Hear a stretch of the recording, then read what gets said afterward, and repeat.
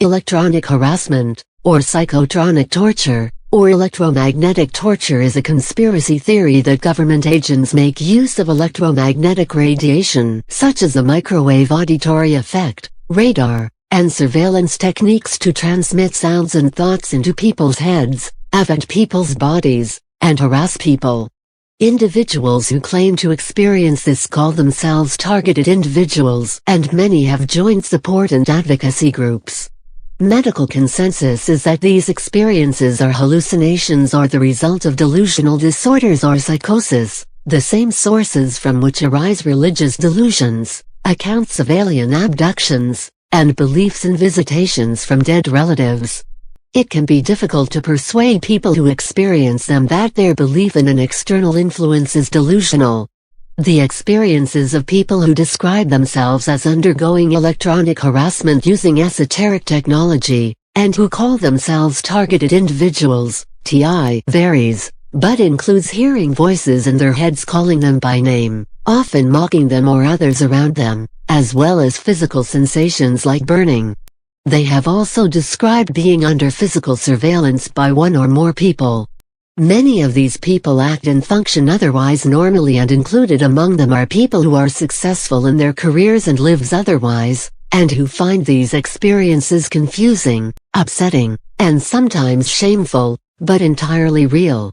They use news stories, military journals, and declassified national security documents to support their allegations that governments have developed technology that can send voices into people's heads and cause them to feel things.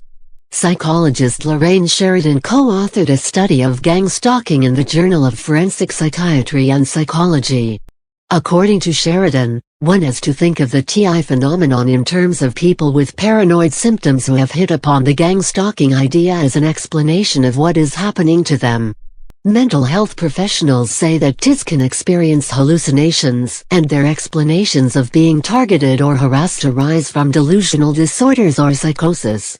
Yale psychiatry professor Ralph Hoffman states that people often ascribe voices in their heads to external sources such as government harassment, God, and dead relatives, and it can be difficult to persuade them that their belief in an external influence is delusional. Other experts compare these stories to accounts of alien abductions.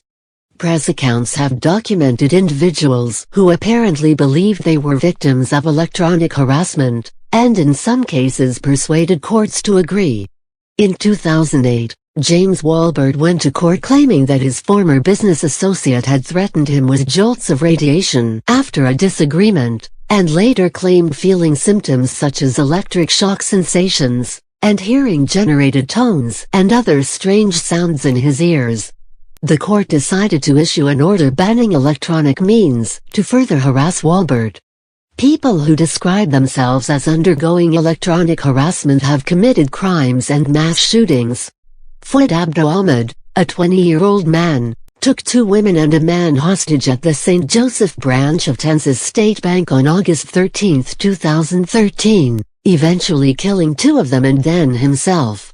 A subsequent police investigation officially concluded that Ahmed suffered from mental issues such as hearing voices and paranoid schizophrenia. Ahmed had accused the family of his ex-girlfriend of placing a microphone device of some kind in his head. On September 16, 2013, Aaron Alexis fatally shot 12 people and injured 3 others in the Washington Navy Yard, before being killed by responding police officers. The FBI Federal Law Enforcement Agency concluded that Alexis suffered from delusional beliefs that he was being controlled or influenced by extremely low-frequency electromagnetic waves. On November 20, 2014, Myron May shot and injured 3 people on the campus of Florida State University and was killed by responding police officers. Before the event, he had become increasingly anxious that he was under government surveillance and heard voices. On February 20, 2016, Jason Brian Dalton, an Uber driver, was accused in a deadly shooting spree in which 6 people were killed and 2 others were injured in Kalamazoo County, Michigan. He blamed his actions on his Uber mobile app, which uses a symbol that he claims resembles the Order of the Eastern Star, and claimed it took over his body after he pressed the button of a new app resembling the devil.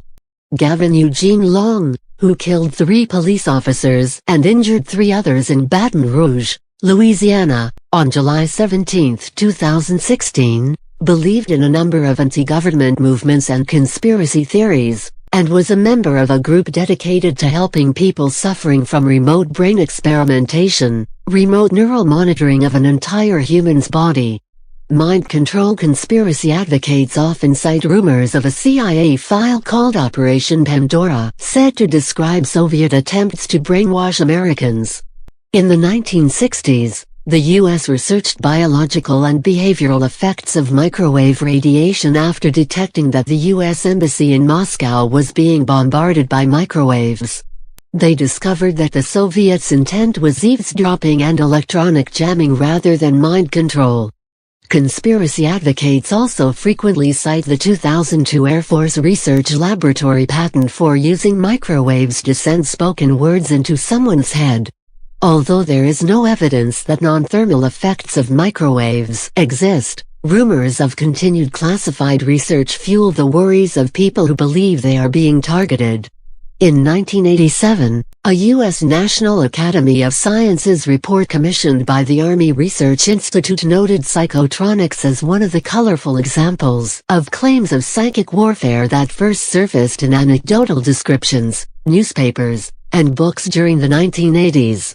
The report cited alleged psychotronic weapons such as a hyperspatial nuclear howitzer and beliefs that Russian psychotronic weapons were responsible for Legionnaire's disease and the sinking of the USS Thresher, among claims that range from incredible to the outrageously incredible. The committee observed that although reports and stories as well as imagined potential uses for such weapons by military decision-makers exist, nothing approaching scientific literature supports the claims of psychotronic weaponry. Psychotronic weapons were reportedly being studied by the Russian Federation during the 1990s, with military analyst Lieutenant Colonel Timothy L. Thomas saying in 1998 that there was a strong belief in Russia that weapons for attacking the mind of a soldier were a possibility, although no working devices were reported. In Russia, a group called Victims of Psychotronic Experimentation attempted to recover damages from the Federal Security Service during the mid-1990s for alleged infringement of their civil liberties, including beaming rays at them, putting chemicals in the water, and using magnets to alter their minds. These fears may have been inspired by revelations of secret research into psychological warfare techniques during the early 1990s, with Vladimir Lopatkin, a State Duma committee member in 1995, surmising something that was secret for so many years is the perfect breeding ground for conspiracy theories. In 2012, Russian Defense Minister Anatoly Serdyukov and Prime Minister Vladimir Putin commented on plans to draft proposals for the development of psychotronic weapons. NBC News science editor Alan Boyle dismissed notions that such weapons actually existed, saying, "There's nothing in the comments from Putin and Serdyukov to suggest that the Russians are anywhere close to having psychotronic weapons. There are extensive online support networks and numerous websites maintained by people fearing mind control." Palm Springs psychiatrist Alan Drucker has identified evidence of delusional disorders on many of these websites, and psychologists agree that such sites negatively reinforce mental troubles, while some say that the sharing and acceptance of a common delusion could function as a form of group cognitive therapy. According to psychologist Sheridan, page after page of internet search results about electronic harassment that regard it as fact, and the absence of counter-information creates a harmful closed ideology echo chamber for TIs. As part of a 2006 British study by Dr. Von Bell, independent psychiatrists determined signs of psychosis are strongly present, based on evaluation of a sample of online mind control accounts whose posters were very likely to be schizophrenic. Psychologists have identified many examples of people reporting mind control experiences on self-published web pages that are highly likely to be influenced by delusional beliefs. Common themes include bad guys using psychotronics and microwaves, frequent mention of the CIA's MKUltra project and frequent citing of a scientific paper entitled Human Auditory System Response to Modulated Electromagnetic Energy. People who describe themselves as undergoing electronic harassment have organized and campaigned to stop the use of alleged psychotronic and other mind control weapons. These campaigns have received some support from public figures, including former U.S. Congressman Dennis Kucinich, who included a provision banning psychotronic weapons in a 2001 bill that was later dropped, and former Missouri State Representative Jim Guest.